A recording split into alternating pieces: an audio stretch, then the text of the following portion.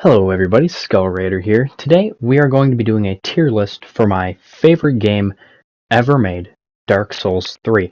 This tier list is going to go over all of the base game bosses, all the side bosses, along with all the bosses for both of the DLCs. Now, this tier list is going to be much more in-depth than my Dark Souls 1 tier list, simply because I have played through Dark Souls 3 at least 50 times. Like I said, this is my favorite game ever made. I have done every single build you can imagine, from your lowly basic knight to heretical pyromancer to miracles to samurais, everything you could possibly imagine. Now, with that said, with my blabbering out of the way, let's just get right into our first boss. The first boss that you will come across in Dark Souls 3 is Indix Gander or Indix Gander. There's multiple different ways of saying it. After you walk up to him in his arena, you pull the big coiled sword out of him, and then you start to fight him. He is a pretty easy boss. He teaches you the new combat flow, because as many of you know, Dark Souls 3's combat flow is very different, and then once you get to his second phase, he has a pus of man that's going to explode out of him, and it's really cool. He has a few cool parries for speedrun tech, he can be riposted. All in all, he isn't super hard, but he is a pretty fun fight, especially once you hit that second phase. Your first time fighting him, it's kind of like a big what the fuck just happened moment. All in all, I'm going to clock Indix Gander, or Indix Gander, whatever you want to call him in, at a solid C tier. Next up, we have another boss that isn't really all that special fight-wise. Vort of the Boreal Valley is a relatively basic armored dog fight. There's nothing too crazy special about him, other than his boss soul gives me one of my favorite weapons, along with having some cool second phase amped up attacks that deal frost. Now, again, his fight really isn't all that great. It's not a bad fight by any means, it's just pretty run of the mill. Although I will mention that Vort's music is absolutely fucking banger. It starts off like, okay, this guy's got some pretty good soundtrack, and then it gets into it and it's like, wow, this guy's music is the best out of the series thus far. Which is going to land Vort at another C. He's nothing too special, but he's not a bad boss by any means. Our first, and really one of many stinkers on the list, we have the Curse-Rotted Greatwood. Upon entering his arena, you know that there's going to be a boss here. You just really don't expect it to be the massive tree sitting in the corner. It's a very unique boss in the sense that you smack these little sacks that are on him. You can't deal damage to him just by hitting him. There's a big joke among the community because one of his clusters of sacks are located next to his genitalia, so they say basically just smack his balls, which I guess isn't entirely wrong. It's not a great boss. He doesn't have a particularly fascinating moveset. In his first phase, he has infinitely spawning little enemies, which is kind of annoying, although he can hit them, which is nice. He's just not a great boss. One thing I will give him that is kind of cool, once you do enough damage, he's going to smash the floor below him and you're going to fall down into a new arena, and a big arm is going to sprout out of his balls, and he gets a lot of new attacks. Not enough to really make the fight interesting by any means, but it's really not a terrible boss fight. But compared to a lot of the other bosses that we're going to cover and that are in Dark Souls 3, he really stands out as kind of a stinker, which is ultimately going to land the Curse-Rotted Greatwood at a D tier. Next up, we have another pretty mediocre entry, the Crystal Sage. One thing I will give the Crystal Sage, it has a pretty neat gimmick in the sense that it can teleport around the arena along with making clones of itself. Now, all of these clones launch insanely strong and hard-hitting sorceries at you, which can make it important to either A, target the real Crystal Sage, or B, try to clear up some of the clutter. Now, the way that you approach this boss is really going to depend on your playstyle, along with your build, along with your enjoyment. I ultimately think the Crystal Sage is a pretty okay boss. It's not great. I don't like it when I get almost to the end and then I just get ass beat by all of these different sorceries going to launch at me at once. It's not great. It's not terrible. The Crystal Sage is also going to lock in at a C tier. Another really big stinker on our list is the Deacons of the Deep, because this is not a boss. This is an amass of enemies that just really isn't a boss. You just have this little red soul thing that pops between all of them after you kill one. After you kill, I believe it's 5, there's going to be an Archdeacon that spawns in the middle. with a few amped up Deacons.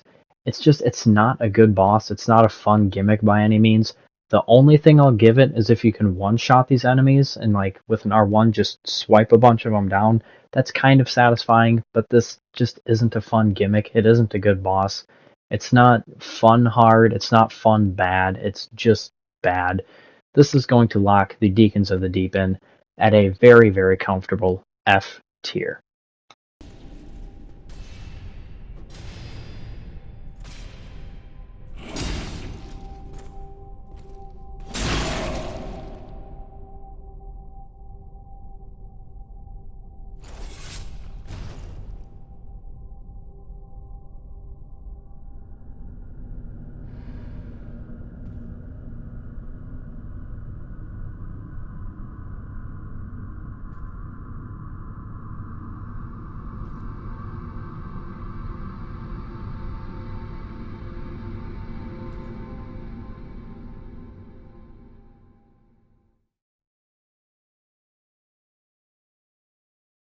I wanted to give that intro the time it deserved. I know, looking at the tier list now, you're probably like, dude, are there any good bosses in this game? Don't worry, we're getting to where the game gets good. The Abyss Watchers is an absolute cinematic masterpiece. It's just a super fun fight. So you start with one of these Abyss Watchers, which is admittedly already a little bit tricky, but then as time goes on, you're going to have a second and eventually a third one come in.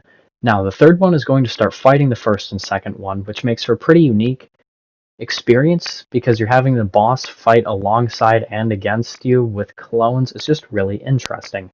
However, it gets better. Once you kill all of them, or rather, not all of them, just the main one, you're going to have a Phase 2 cutscene, which I'm also going to let play out because it is just absolutely amazing.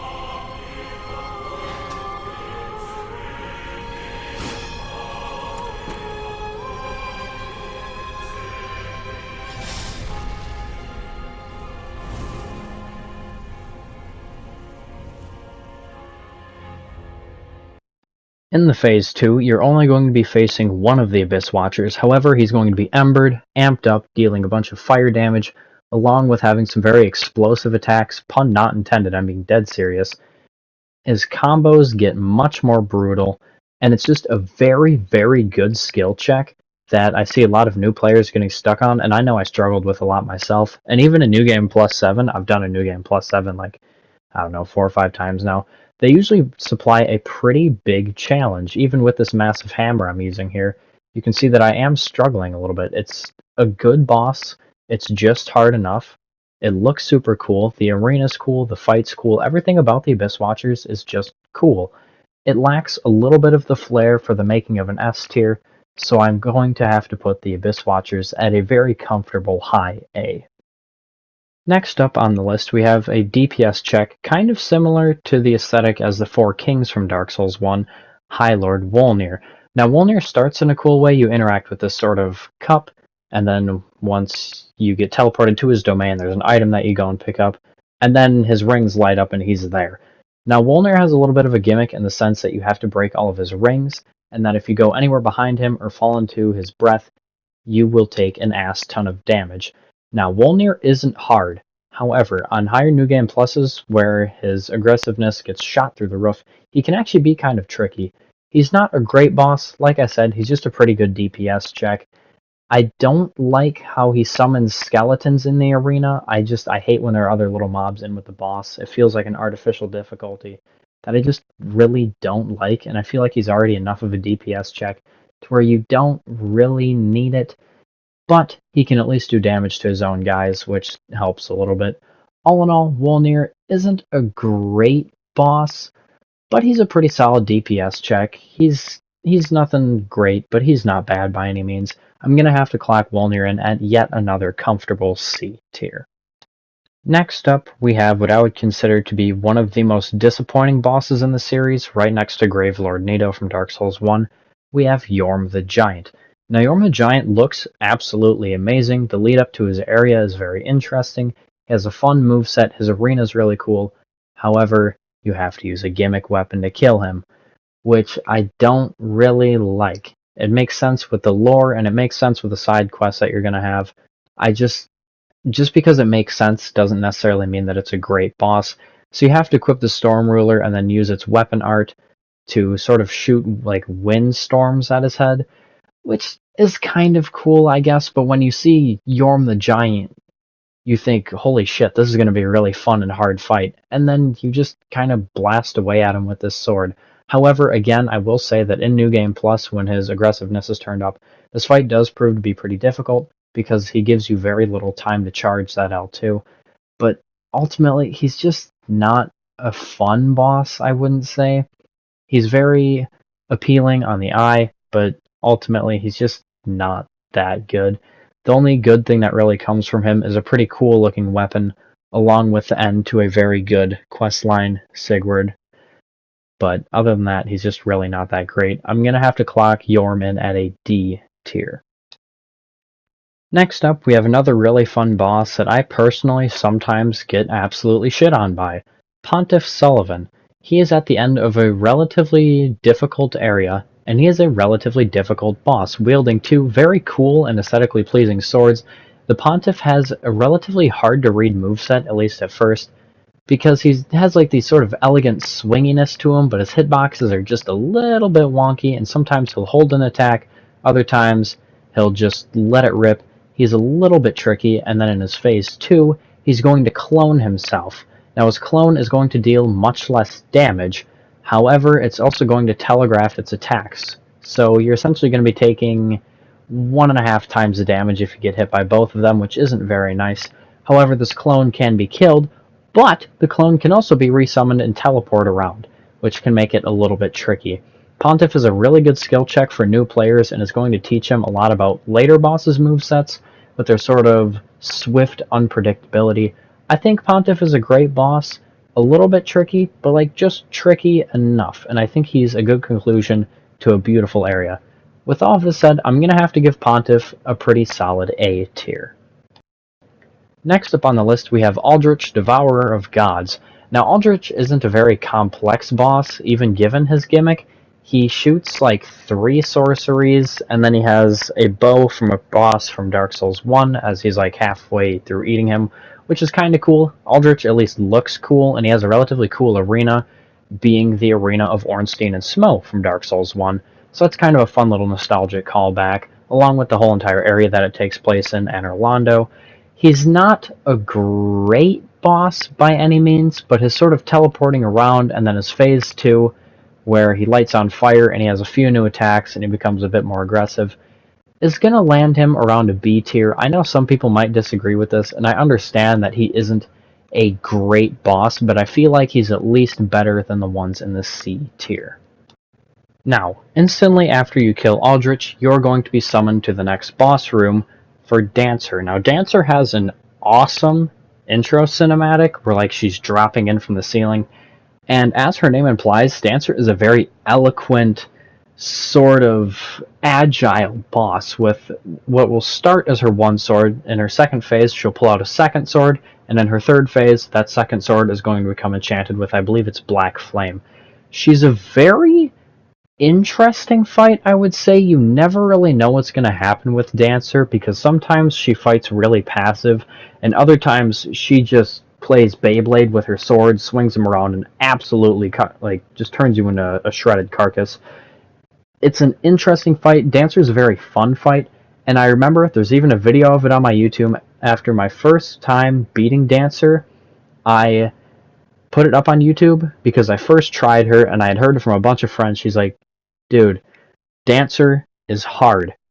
You're gonna struggle with her for a little bit. And then I first tried her. Granted, looking back on it, I really don't think I did that good on it. But I did first try my first ever Dancer fight, which I am still pretty proud of.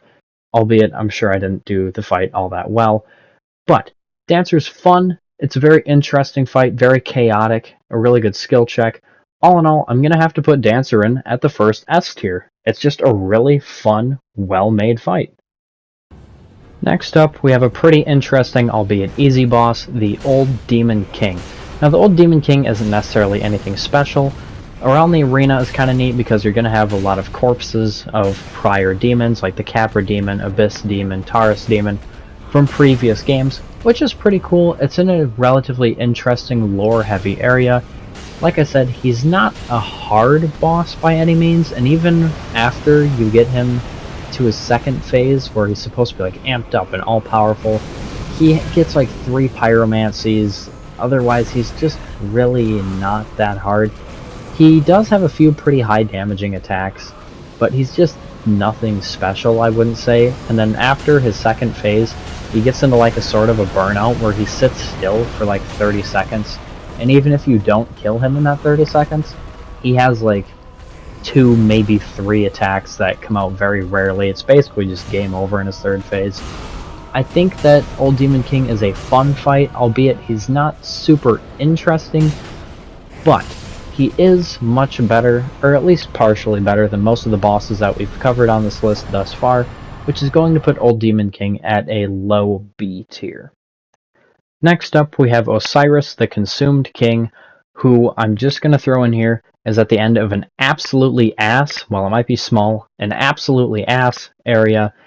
Osiris is probably one of the most weird bosses, as he's carrying his child, and then later in the fight he smashes his child into the floor, which is not even kind of, it's just straight up fucked up.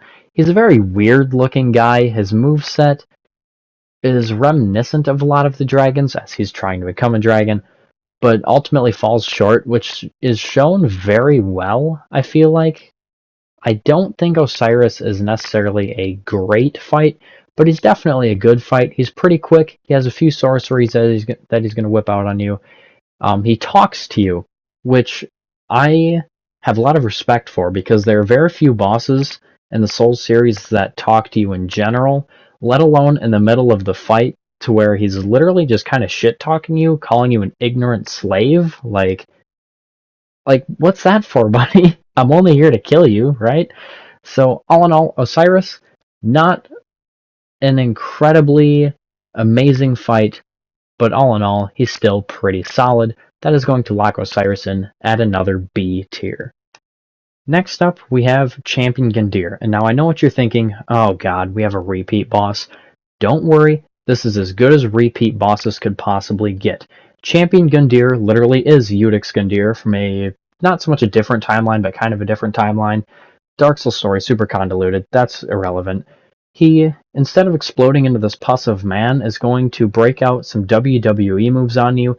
If halberds were allowed in the WWE, he's going to have a bunch of kicks and stomps and grapples, and he just has this whole new revamped moveset. He's super aggressive, doesn't leave a whole lot of time to heal. He's just a pretty challenging fight. All in all, I would say that he's definitely better than Indix, but he doesn't discredit Indix in any way, if that makes any sense.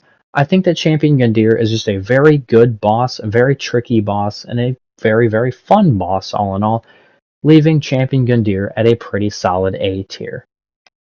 Next up, we have the Dragon Slayer armor, who actually, before playing the DLC, was my favorite boss in the game. He uses a very unique moveset in the sense that his shield is very, very weaponized. He'll stun you with it, and then he'll do some axe wombo combos. And along with that, he has a sort of fake stagger that he does. He'll stagger, sort of, but then he'll just get right back up and start whooping your ass again, rather than a real stagger. He weaponizes his shield very, very much, and he has a sort of second phase, I guess, after the stagger, to where the pilgrim butterflies that are flying around this bridge, which I might add is a pretty cool arena, are going to start shooting at you. I admittedly don't like the pilgrim butterflies too much, but the Dragon Slayer armor himself is a very fun, basic knight fight. It's about as good as a basic knight fight's going to get, which is going to clock the Dragon Slayer armor in at a pretty comfortable and fun A tier. Next up, we have the Twin Princes, and much like the Abyss Watchers, I'm just going to let their cinematic play out, because it's absolutely amazing. The Dark Souls 3 cinematics for like boss cutscenes are just great overall, But this one, it speaks to me a little bit, so here it is. Oh dear. Another dogged contender. Welcome, unkindled one, purloiner of cinders. Mind you, the mantle of Lord interests me none. The fire-linking curse, the legacy of lords, let it all fade into nothing. You've done quite enough. Now have your rest.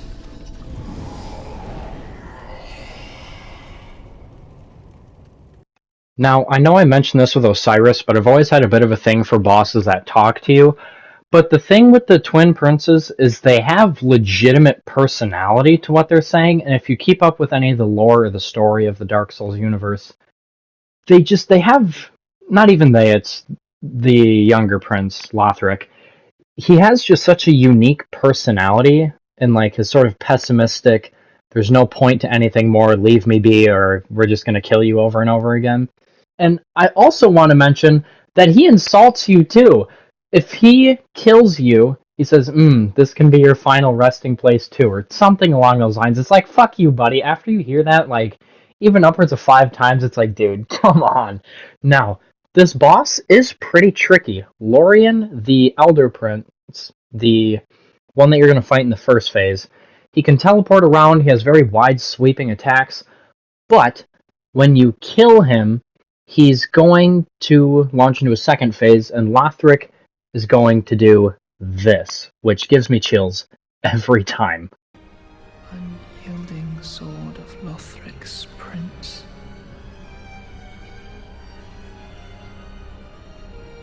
Rise if you would, for that is our curse.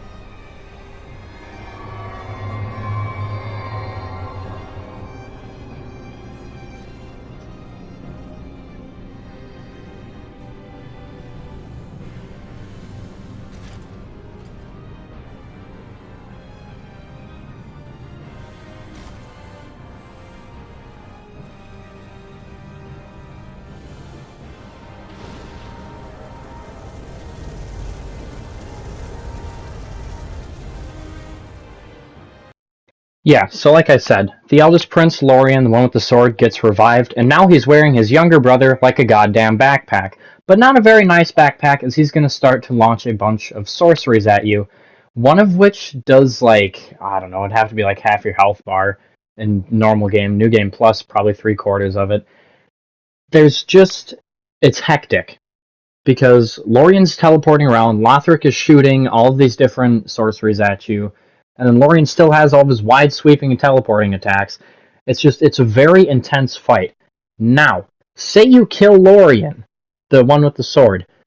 Lothric is just going to keep reviving him infinitely. You have to try to kill Lothric on his back. Now, you can hit him off of his back, but it really depends on what weapon you have that you're going to do this with. But when Lorien is down on the ground and he's dead, Lothric is going to come down, and then you can get a bunch of hits on him. But you have to be careful, because if you stick around too long, there's going to be an AoE blast that's going to hurt very, very bad. All in all, I love this fight. Again, this is another one of my favorite fights for quite some time. The dialogue is just great. It's such personality to it. I love this fight so much. So, that is going to land the Twin Princes at a very solid S tier. Next up, we have the champion Gravetender. Now, this fight's going to start with a sort of NPC fight along with, I believe it's 3 or 4 wolves. Once you kill all the wolves, they're not going to respawn, which is very nice. However, there's nothing really special about the NPC. He has like a sword and a shield. He doesn't do anything particularly interesting that even really makes him a boss. Like, you could fight basically any NPC in the game, and it would just feel exactly like this guy. Now, once you get him to half health, he's going to summon a really big dog, or wolf, whatever you want to call it, that you fought earlier in the DLC, which is not great, I guess. Like, I don't really like it that much. The wolf has a pretty shit moveset, in my opinion. It's just not a really fun fight by any means. Like, this doesn't even really feel like a boss. It feels like an NPC fight with, like, a mini-boss enemy. It literally is a mini-boss enemy earlier, like I said. It's just really not a fun or creative fight. The only thing I'd say that's good about this fight is the arena. The arena looks very, very good. But with all that said, the boss itself just kind of sucks. But it's not terrible, I guess. It's going to clock the Champion's Gravetender in at an E tier. Next up, we have the bane of new players, Sister Frida. Holy shit, is this boss hard. Now, your first phase is going to be relatively simple. I know it's going to look a little bit like an NPC fight, but I promise you it isn't. Frida has very wide sweeping attacks. Obviously, as she has a scythe, she can deal frost, which is very annoying as it tanks your stamina regeneration rate. She can teleport around, she can turn and, well, I guess not teleport. She turns invisible and then she jumps and teleports kind of ish. And then she'll launch you into the super mean high damaging grapple. She doesn't have a crazy big health bar in this first phase, which is nice, but the problem is hitting her with how agile she is. But once you have this first phase done, this cinematic is going to play.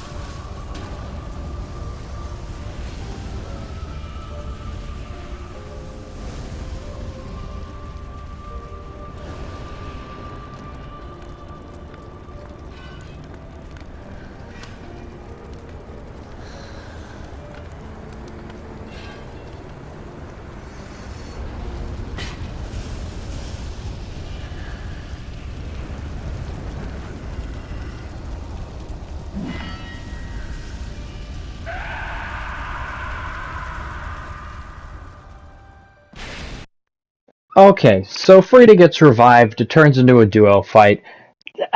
Not a super big deal, right? Well, I'd say that you're wrong, because Sister Frida's going to get a few new Frostbite moves that are going to be able to shoot halfway across the arena, along with Father Ariandel dealing pretty intense fire damage. It's still super easy to get frostbitten. Actually, Frida's attacks get more frost now. There are a handful of really devastating AoE attacks that Father Ariandel can throw out. It's a really solid and hard phase too, and for the longest time I actually just couldn't do this fight without summoning. It's really hard. Even with 15 heals, you can have max Estus. This fight is still incredibly hard, and I genuinely think to beat it you have to be a very, very skilled player. Now, one thing that's nice is they have a shared health bar, which does help a little bit, so you can kind of focus Father Ariandel and beat him up a little bit. But Frida can also cast miracles that are going to heal them both, which is a little bit annoying. However, once you finish this health bar, this is going to play.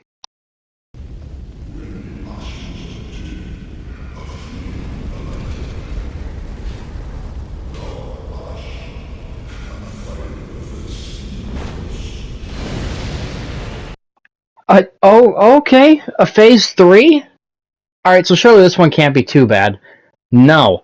This phase should be a boss in itself. Black Flame Frida, the third phase of this fight, is fucking nuts.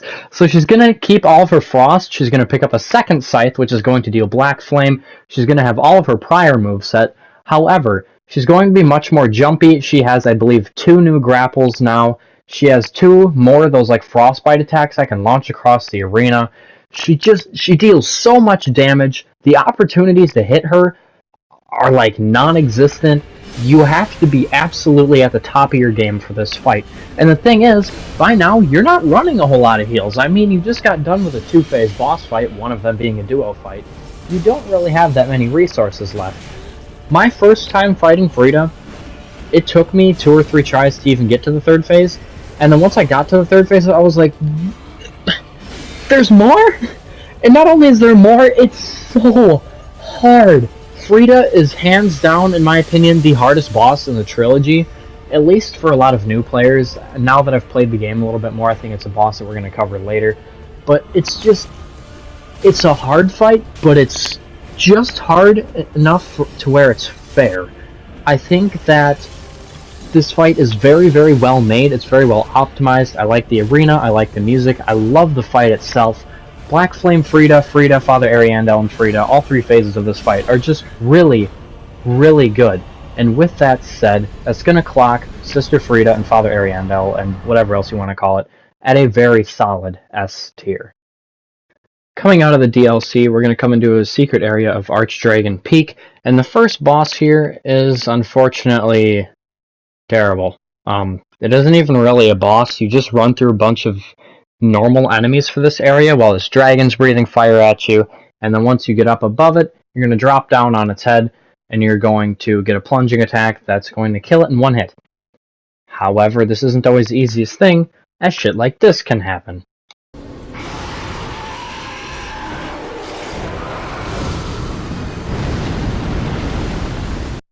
Yeah, so then you have to run through all the enemies again. This boss is just not good. I honestly, I don't even mind gimmick bosses. I don't think gimmick bosses are the worst thing ever.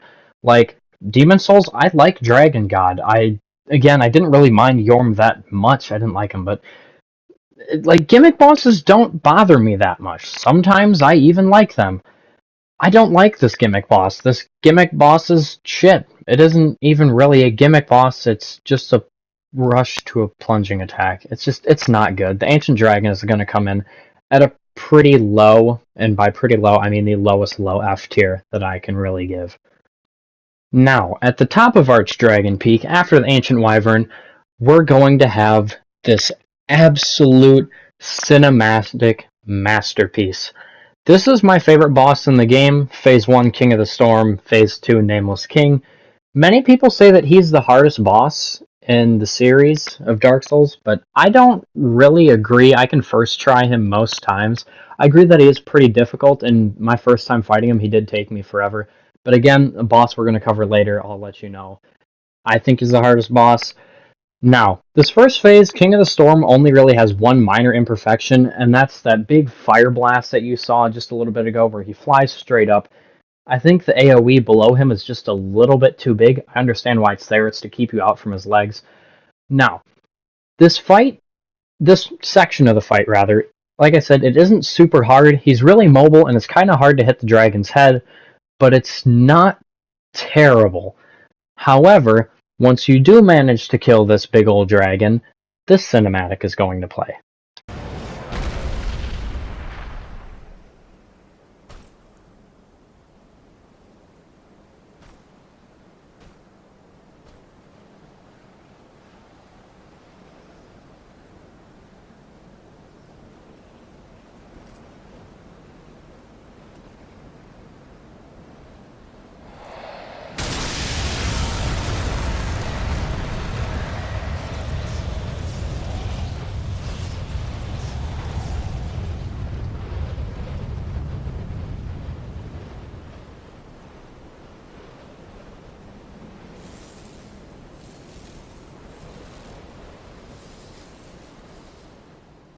I mean, come on, how badass is that? Now, in the second phase of the Nameless King fight, you're actually going to be fighting the Nameless King himself. And this fight has like 3 masked phases that occur on every third of his health bar you go down. His fight is interesting because his combos aren't really existent, if that makes sense. He's going to delay and speed up his attacks randomly, which makes this very much so of a reaction skill test. All of his attacks are going to get lightning now. He's going to be very, I guess, jumpy and dashy. A lot of people are going to try to stay away from him when in reality you need to be close to him, because his charging attacks are not only the ones that deal the most damage, but also if you get hit by that, then he's just going to do a normal combo right after it, as you just saw there. It's a very, very big skill check, and on all three, or I guess, yeah, all 3 of these phases, his moveset's going to change just so ever incrementally, which is going to make these combos even harder to predict. Eventually, he's going to have a big weapon lightning slam, and he's going to be able to call down lightning from the sky, both of which hurt very, very bad and are actually pretty tricky to dodge. He's just a really, really, really good skill check, and I love this boss. Like I said, Nameless King is hands down my favorite boss in the entire series. It's a super cinematic fight. The boss itself is just really fun. The arena is really cool. This boss is just great, which is going to make Nameless King another S tier. The next fight on our chopping block is the Twin Demon Princes. Now, initially I wasn't really too fond of this fight, however it has grown on me a little bit. I think that this fight has a little bit too much health involved. I wish that, at least definitely in the second phase, that the Demon Princes were a little less tanky. Now, the way this fight's going to work is one of them is going to be in sort of like a melee fury mode with a bunch of fire attacks, where the other one is going to be in a ranged mode that's going to deal toxic damage and stagger you a whole bunch, which is going to make it so the melee one can just kind of beat your ass into oblivion. Now, these guys are also going to swap off every now and then, so sometimes you might have both of them in a ranged mode for a couple seconds, or both of them in the like combat rage mode, which proves to be really difficult. Like I said, these guys have a little bit too much health, in my opinion, but all in all, it's really not that bad of a fight. But once you kill them both, the fight isn't over just yet.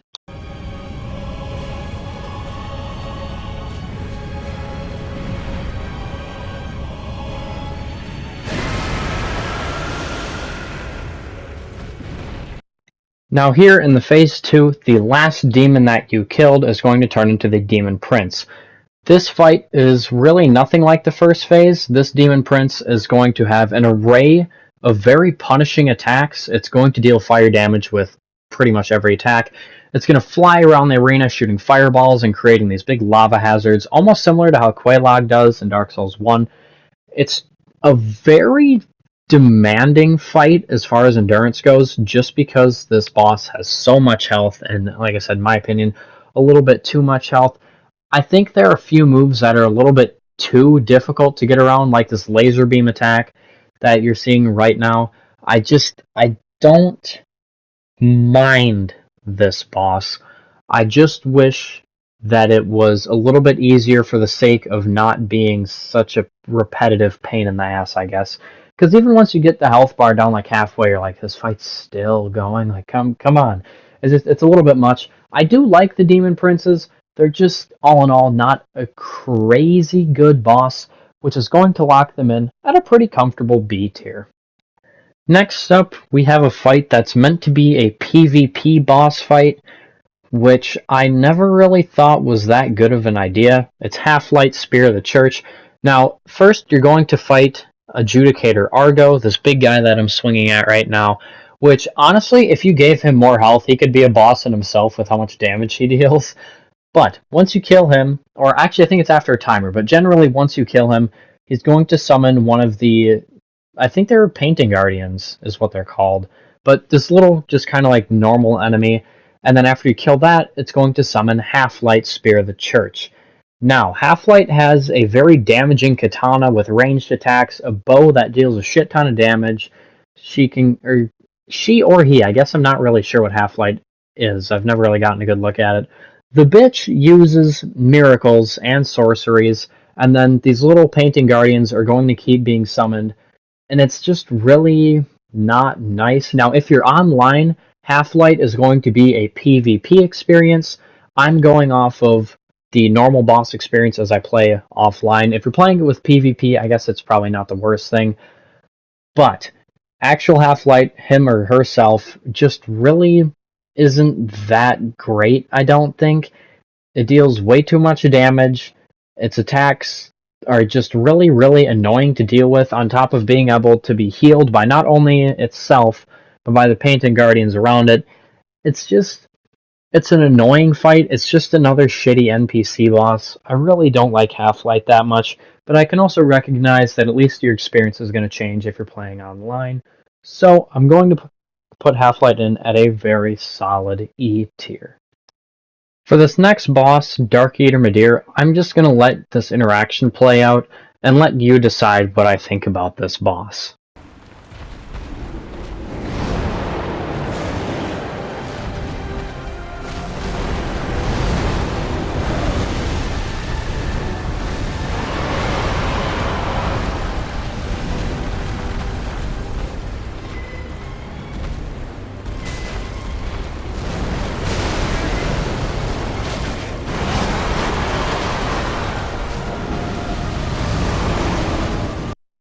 Now, I think this might be a little bit of a crowd upset. I don't like Dark Eater Midir. I'm just gonna say it. I don't like a lot of dragon fights throughout the Dark Souls series. I honestly can't even think of a single dragon or wyvern fight that I like throughout the Dark Souls series.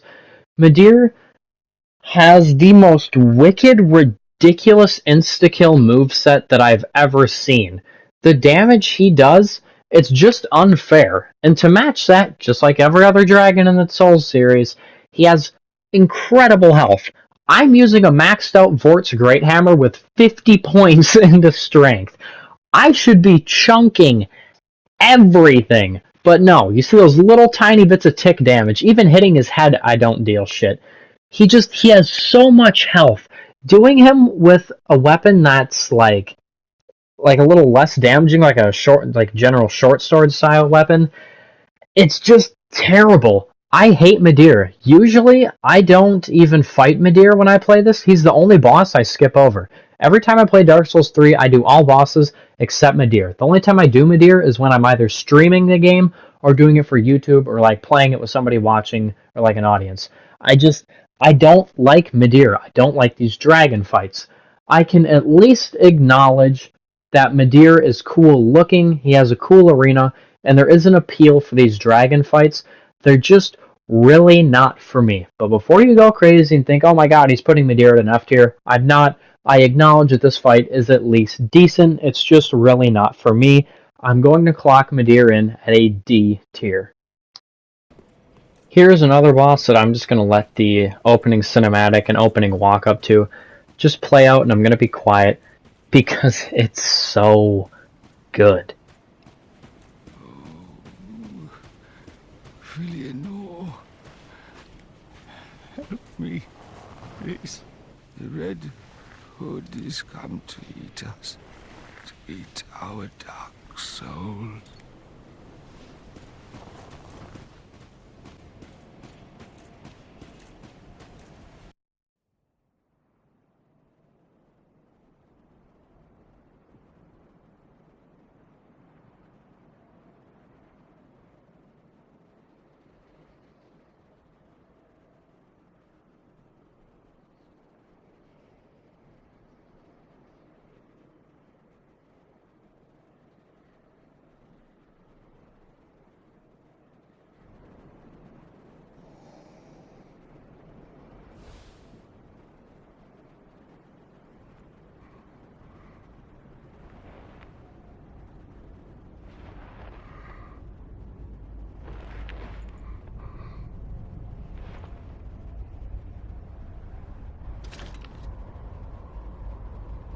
What?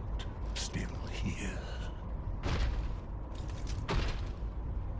Hand it over, that thing, your dark soul. For my lady's painting.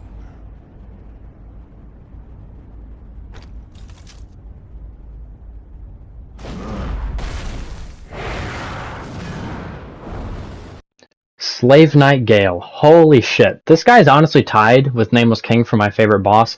His first phase isn't anything too crazy, albeit it is pretty difficult. This whole fight's very difficult. Gale uses very wide sweeping, momentum based attacks, which is fun, and then after you deal enough damage to him, he's going to have a short stagger. Now, however, this is the easiest part of the fight, and it really isn't that easy. Now, once you do enough damage to Gale, which is about 2/3 to 3/4 health, this cinematic is going to play.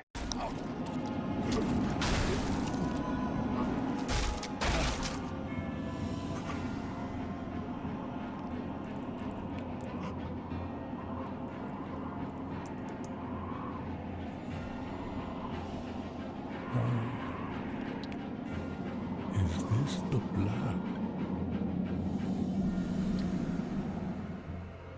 The blood of the dark soul.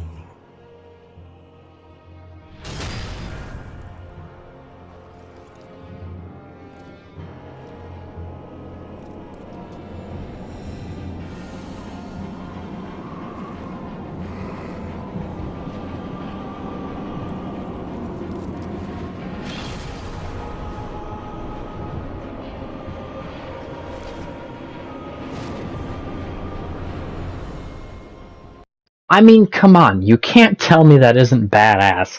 Anywho, now he's going to have the same moveset, except he's going to get a shit ton of new moves. So his cape is going to follow behind all of his basic attacks, creating like a sort of fair lingering hitbox where you have to dodge literally like pretty much frame perfect.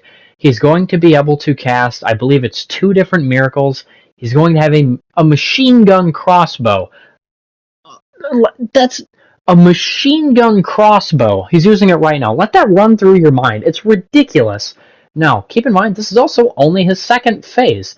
Once you get him to his 3rd phase, he's going to sort of like stagger and get knocked down, and then he's going to explode into a miasma of these red skulls, and lightning is going to start going around the arena, and the music really kicks up, and then he starts having like these crazy jumping, swinging, more momentum-based attacks. It's just, this fight gets so chaotic so fast. Like, it starts like just like your average boss, but this 3rd phase, by the time you get to it, you're thinking, what the fuck is even happening? Like, this is insane. He's doing like flips over your head, shooting you with this machine gun crossbow, swinging around, red skulls and lightning are landing everywhere. It's a really, really, really good fight. I love Gale. I understand why this is a bunch of people's favorite boss. He's a great conclusion to a great DLC. I really love Gale. So, as you might have guessed, this is going to clock Slave Knight Galen at a very high S tier. Well, here we are, right before the endgame boss. Now, I want to take this time to thank you for watching this far, if you have. Thank you very, very much. And I also want to say a big thank you to everybody that's interacted with my channel over this past, like, three weeks to a month-ish. I've been kind of blowing up a little bit. I mean, like, obviously not anything crazy, but these past few videos are, like, topping, like, 300 views. It's nuts. I've been at this for 6 years, and now that I'm finally starting to gain some traction, it feels very, very good. So I just genuinely want to thank all of you that have interacted with my channel whatsoever. These tier lists, this one and the Dark Souls 1 one, they take a lot of effort, because, I have to play through the game however many times, and then I also have to, edit and do these voiceovers and get all the tier lists and all the images. Speaking of, all these images, yet again, have been shamelessly pulled from the Fextra Life website, so I just want to throw that out there, along with the template being taken just from the basic tierlist.com or .org, whatever it is. So, thank you to them for letting me be lazy and not make my own art. I'm also going to mention that the pictures for Madir and Soul of Cinder did not come over. Soul of Cinder is a boss that we're coming up to. So I just kind of had to make my own little icons to put them on there, which is unfortunate. But, once again, thank you all very, very much for watching. And yeah, without further ado, let's get to the last boss. Next up, we have the Soul of Cinder, the final boss of the Dark Souls trilogy. Now, this first phase is kind of like a 5-phase boss, just because he's going to have so many different weapons he's going to swap through. A like scimitar pyromancer, a pole arm, he's going to do like a sorcery build, his greatsword, and just, I think there's 1 or 2 more that he'll also swap between, but those are the main ones you have to worry about. Now, all of these movesets are pretty fair. I think there's only one move that I don't like too much, and that's the sort of death beam and the sorcery phase. That one I don't like too much. The Soul of Cinder is a very good test as to what you've learned throughout the series so far, as he is literally in a culmination of every single different fighting style all in one, and he swaps back and forth between them. He's just a really good ultimate test in this first phase. But, just because you got his health bar to 0, doesn't mean that it's over yet.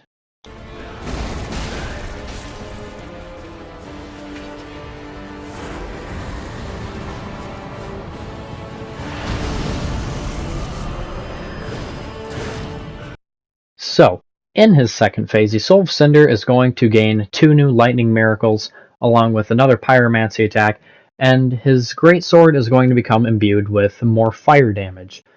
Now, the Soul of Cinder in his second phase is not a super hard boss by any means, but he does have one really mean command grab that'll dock you like 3/4 of your health bar. He can stagger pretty easily. He has a sort of pyromancy command grab, which you can see right now. He ultimately really isn't that hard of a boss, but he still remains a very, very good skill test. He has an extremely cinematic and aesthetically pleasing arena. It's a very big arena, which I actually really appreciate. There's like the dark sign sun in the background. It's just, the music is really good too. The music is like a revamped version of Gwyn's music from Dark Souls 1, which is really cool. He's just a really, really good end boss for the Dark Souls trilogy. I really couldn't ask for a better boss. However, he doesn't have the same amount of flair and like skill required for him as a lot of the other S tiers, so I'm going to clock Soul of Cinder in at a very, very, very comfortable and very high A tier. And with that comes the end of the Dark Souls trilogy. Now, if you enjoyed this tier list, I have a full playthrough of Dark Souls 3 on the channel. If you enjoyed the tier list, then I have another tier list, the Dark Souls 1 All Boss tier list, that is also up on the channel, along with the full playthrough. You can see those in a playlist that I've made. I have a playlist just for tier lists, and then for both of those playthroughs.